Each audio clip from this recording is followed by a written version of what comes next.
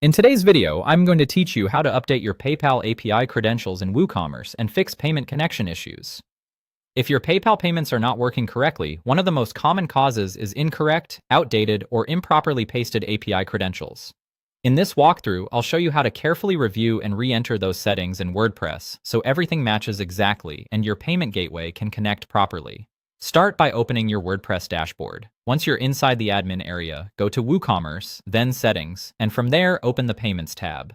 This is where you manage the payment methods connected to your store.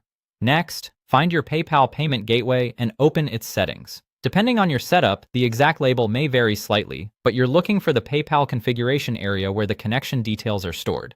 Inside those settings, locate the fields for the PayPal API username, password, and signature. These values must be entered exactly as provided by PayPal, so accuracy matters here. If any of them were pasted incorrectly, even one extra character can cause authentication errors. Now delete the existing credentials from all three fields. It's a good idea to fully remove the current values before entering anything new, just to avoid leaving behind hidden characters or partial text. Then go to your PayPal account and copy the credentials again directly from the source.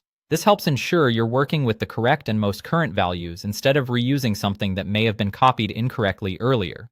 Come back to WooCommerce and paste each credential into the matching field. Username in the username field, password in the password field, and signature in the signature field. Take your time here because placing a value in the wrong field will also prevent the connection from working. After pasting, carefully check each field for accidental spaces or extra characters before or after the credential. This is a very common issue when copying and pasting, and it can be hard to notice at first glance. Also make sure you're using the right type of credentials for your current mode. Sandbox credentials should only be used when sandbox mode is enabled for testing.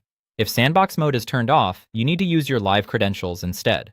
Once everything looks correct, save the settings. After that, clear your website cache so your store loads the most recent configuration. Finally, test the payment again to confirm that the PayPal connection is now working properly. If you follow these steps carefully, you can usually resolve credential-related PayPal errors quickly and safely.